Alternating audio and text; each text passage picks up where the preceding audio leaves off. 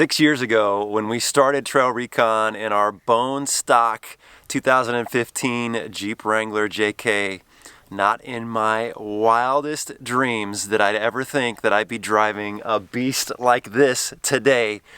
And well, over the last 5 months, we have made a huge transformation, and I'm so excited to share with you everything that we've done and some of the very cool trips that we're going to be taking this Jeep on in the very near future. A lot to talk about today. Stay tuned.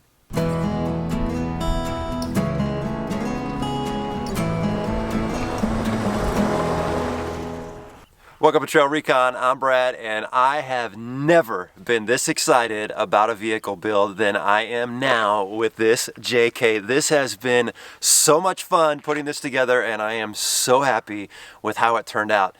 If you remember on the channel here about 5 months ago, we did a coffee one take where I explained that I was going to be doing a lot of work to the JK. And while I didn't expect it to take 5 months, it was well worth the wait because the way this has turned out is so awesome. From front to back, inside and out, we have made a massive amount of changes. And the goal of this Jeep is to be a rocklander.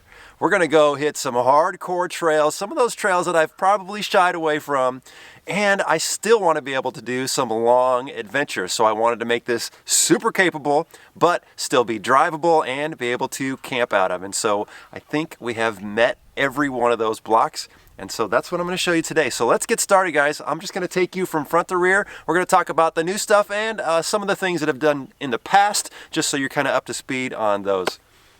Man, I'm beside myself. I love this Jeep.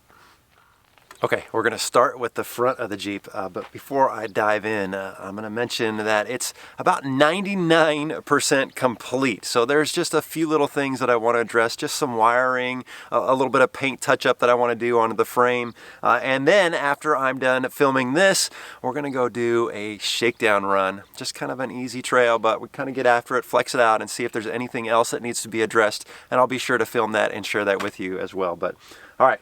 I think let's dive in right now to the thing that's probably staring at you the most, and that is this brand new bumper. So if you remember before, I had that big black steel bumper and I just wanted to go lighter, and so I went with Genrite aluminum bumpers front and rear. And the reason for going with these bumpers is a couple reasons. One, we saved a massive amount of weight. I put these and my old bumpers on the scale, and we saved about 110 pounds total going from steel to aluminum. And also what I like about these bumpers is they're a little more tucked in. I got a little bit better clearance. I just love the look of these. Really nice. And we paint matched them. Super happy with the paint matching. I think it just really makes the whole Jeep in silver look so much better. So I love the look of these bumpers, but I really like the fitment and the fact that we saved a ton of weight. Inside here, I have a brand new worn VR10 winch. It was just time to swap out that old winch and put something new in there. And so, you know, worn is tried and true, and so we're gonna be happy with that. Got a factor 55 flat link up here.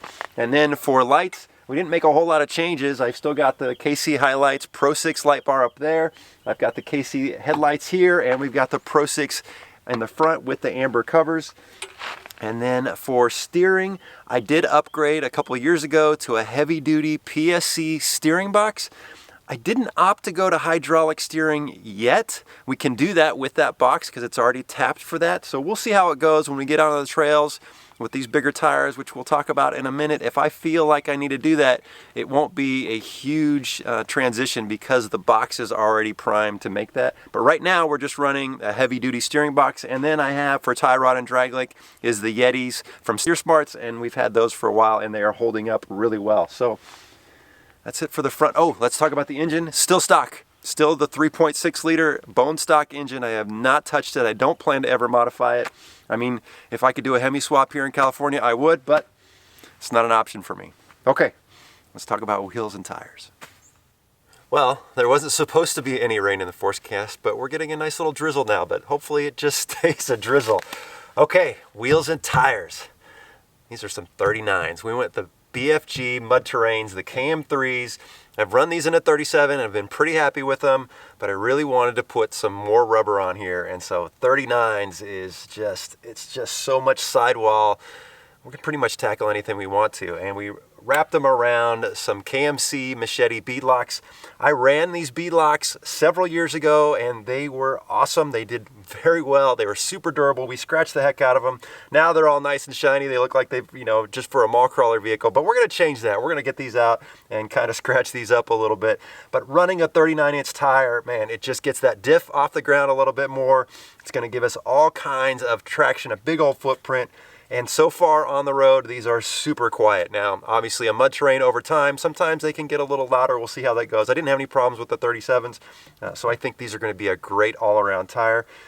They're pretty heavy though, and so you can't just slap 39s on a stock JK. There's a lot that needs to be done with that. So let's talk about what we've done underneath to support these big old tires. So to handle these new shoes, we had to go taller and we had to go stronger. So let's talk about the taller part first. So we went up to a 4-inch TerraFlex lift, full long arm kit, which, man, I wish I would have done a long arm suspension a long time ago. Knowing how it rides now on the road, it is so nice. It's so smooth. And I can't wait to get it out on the trail this afternoon and really put it through its paces, but I'm super happy with it. A lot of work went in to getting the long arm kit installed. I mean, it's not a bolt-on. You got to weld it up and you got to make sure everything fits nice, but it is dialed right now. And we've got the Falcon 3.3 shocks, which are fully adjustable. Got setting 1 is soft, setting 3 is firm, and then on setting 2, you've got all these micro adjustments you can make. And so I haven't figured out what the right spot is yet, on-road or off-road, but I'll be dialing that in here and figuring that out. Also, we have the TerraFlex speed bumps, which are going to make it nice when we hit those hard bumps. And then underneath we have the ProRock 44 from Dynatrack. Now, I installed this ProRock about 2 years ago, and it had made a massive amount of difference just because of the way it resets the caster and just gives you confidence that you know you're not going to break anything. I mean, on the old axle, we were busting all kinds of brackets and stuff on there, and so this has served me well.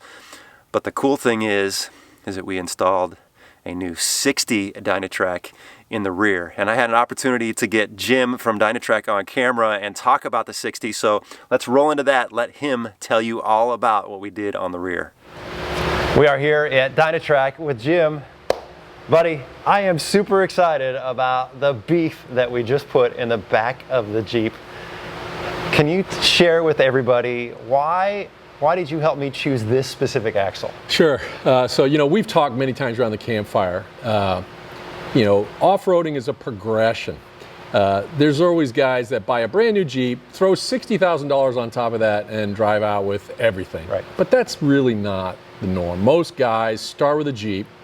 The very first thing they buy is wheels and tires and a lift kit to basically clear those tires.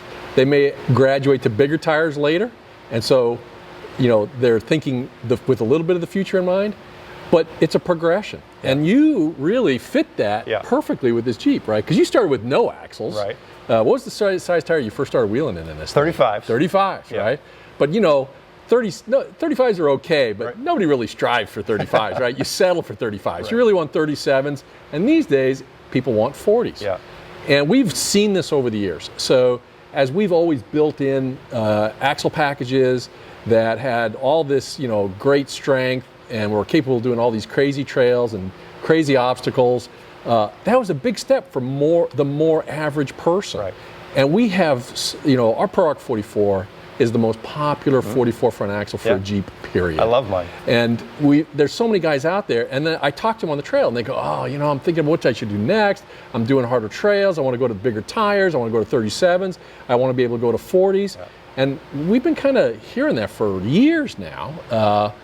And one of the challenges is always there's a huge financial step from, having maybe just a ProRock 44 up front, which kept all your same wheels, to switch into 8-lug wheels, front axle, rear axle, and that's a huge financial investment for people. Yeah. We wanted to bring that way down. So the goal was to be able to give people an axle that had the strength of those bigger axles, but did not have the expense and the big step up in terms of, how do I get from where I am today to where I want to be? And so that's what the ProFloat XD60 is all about. So it has the strength, and the capacity for 40-inch tires, and it's not going to bend flanges, it's not going to bend housings. You're going to be able to get rough and tough with it and not have to sweat that out. But it's going to weigh, depending on what other rear axle you might have chosen, up to 100 pounds less. It's still got our big 4-inch tubes, still got our legendary Pro Rock ground clearance, and it keeps your 5-lug wheels, so you don't have to change wheels. That's a huge expense. If you have to go to 8 lugs, you're gonna that's an additional cost to all of it. That's right, significant. And then and then only that, but usually if a guy's thinking about going to full floater in the back, 8 lug, then he's also going to have to do a front, and that's a lot more money. So now instead of a more cost-effective build, he's looking at 10, 20, even more, $1,000. That's a lot. So it's huge. Running these 39s. Had the 44 in the front and now the 60 in the rear. I'm ready to go get after it, Jim. Yeah, I think you're going to be fine out there. Awesome, man. Well, thank you so much. My pleasure. So needless to say, with this new suspension and these beefy axles, we're going to have plenty of clearance to get over some obstacles, and no worries if we have to hit it hard and get after it. Supporting these big old tires is not going to be a problem. All right, let's move around to the side. We got a lot more to talk about. All right, a few things to mention here on the side, and first and foremost is we paint matched the top. And that is something that I wish I could rewind in time and have bought a Jeep that already had a paint match top, but I'm super happy with that, you know, with the silver bumpers and the silver top. Just makes it all come together. It looks super clean. So big shout out, thanks to the guys out at South County Auto Body. They take good care of me getting all this stuff painted. Now the fenders, I still have the Poison Spider fenders that I installed a couple years ago, and I was actually going to install some Mopar Highline fenders, and I ordered a pair, and come to find out they were for a 2-door and not a 4-door. The door lines are different, and so they would not fit. So I ended up having to get rid of those, and I just cannot find a set of Mopar Highline fenders for a 4-door. I don't think they make them anymore, which is unfortunate because I think it would have given it kind of that stock look. But we get a lot of clearance from these, and they're aluminum, and they've held up well for me for several years. And then the other thing I did was we took off the Poison Spider rock slider that I had on here, the big steel one, because there were some fitment issues with the long arm kit, and so I went with the TerraFlex slider. This is an aluminum one. It fits great. It looks great. It's super clean. And I didn't do a weight comparison with the old ones and the new ones, but I know we saved, I mean, we had to have saved at least 20 or 30 pounds. So these are going to be nice. I know my buddy Marco has been running these, and he's been tearing them up, and they've held up really well. Now, one thing you're going to notice, there is no roof rack. There's no rooftop tent on this Jeep, and the plan is not to put one up there.